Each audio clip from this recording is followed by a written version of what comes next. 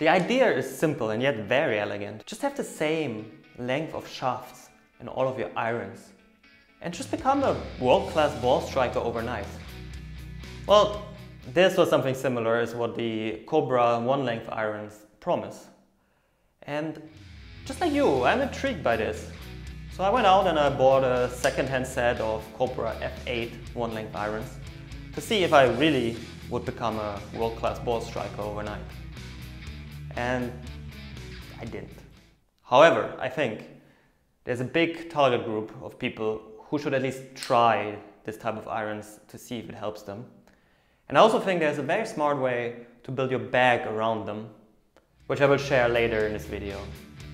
But first, for the busy ones among you, let me quickly give you all the cons and pros and recommendation of these irons. Let's start with the pros of the Cobra F8 one-length irons. As you might know, all irons have the same length, 37.5 inch, which is a 7 iron for Cobra. It might be slightly different for Ping or Mizuno, but they say it's a 7 iron. And because of this, it is pretty easy to set up. You don't have to worry. You kind of learn one position for the ball, relative to your feet, etc. The angles work nicely. So that's a big pro. The length is decent. It's nothing spectacular. It's a game improvement iron.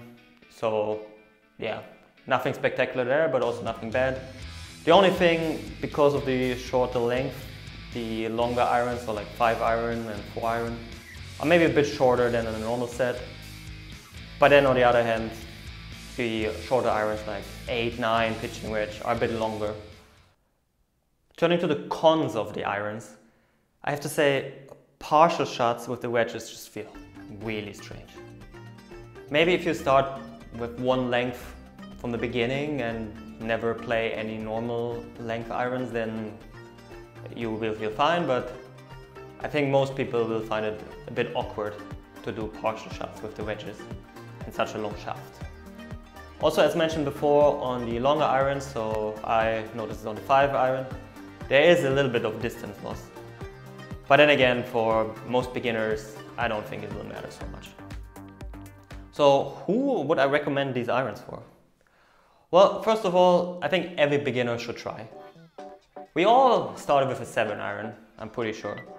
And since this 5 iron here is basically a 7 iron, you will feel comfortable with it. And maybe it will help you to have a set full of 7 irons, just with different distances. Also, if you feel like you're struggling with deciding where to put the ball and how far to stand away from the ball, etc., maybe you should give them a try. It really makes it a lot easier, and it's just one fewer things to worry about in the golf swing, which is complicated enough anyway, the way it is already.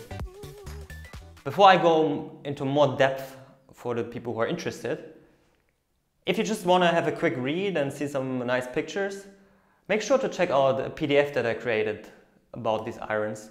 The link is in the description below. Let's talk a little bit more in depth about the Cobra F8 one-length irons. They came out in 2018, and today you can grab a used set for $300 to $400 depending on conditions and how many clubs are actually in the set.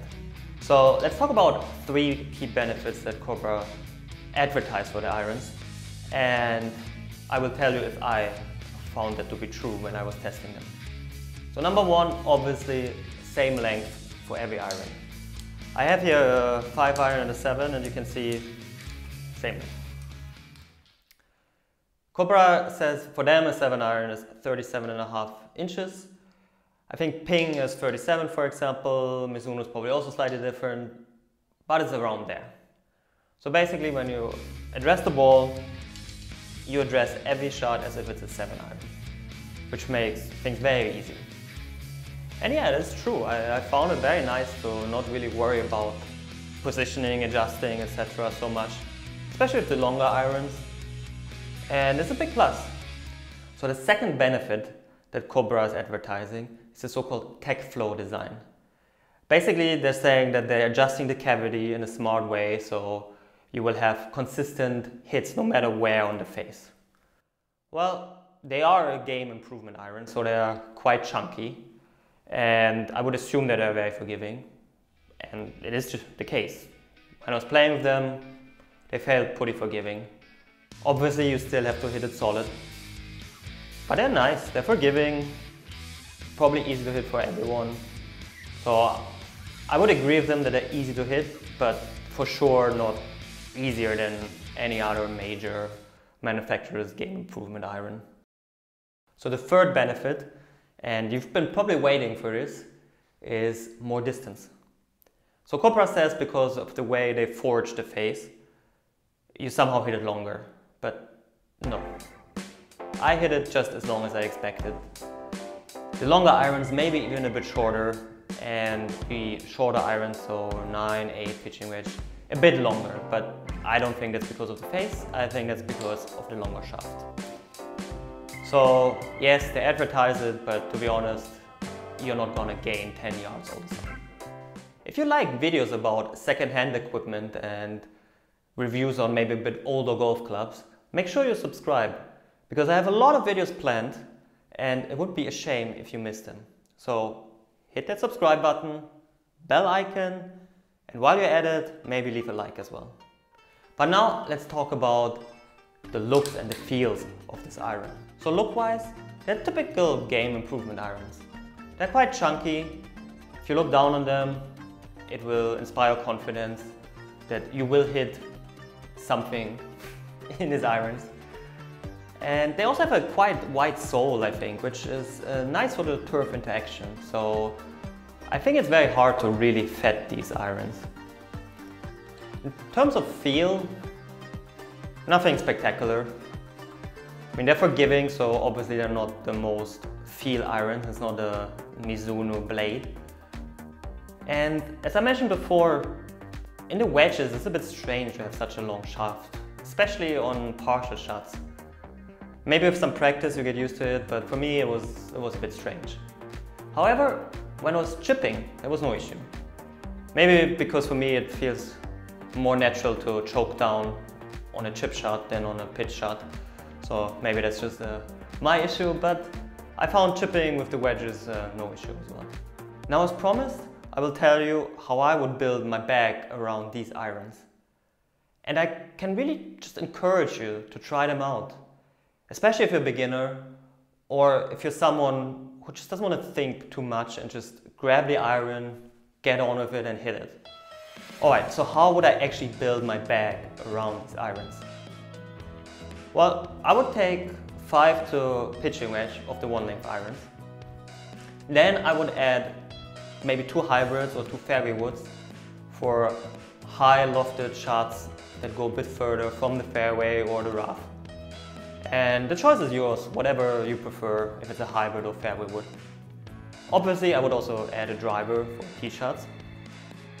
But then, going to the other side of the bag, I would just have regular wedges. I would probably recommend 48 degree, because the pitching wedge of the Cobra is 44 degrees, and you would have a quite wide gap if you take a traditional gap wedge like 50 degrees or something. So yeah, take a 48 degree wedge as a gap wedge, then a sandwich, maybe a bit stronger lofted like 54, and then if you like a lob wedge like 58 or even 60 degrees. Obviously add a putter. So yeah, this is how I would build a bag around the Cobra F8 1-length irons, and have a go at them, try them, you will enjoy them. And also, if you enjoy used equipment videos, make sure you check out this video next.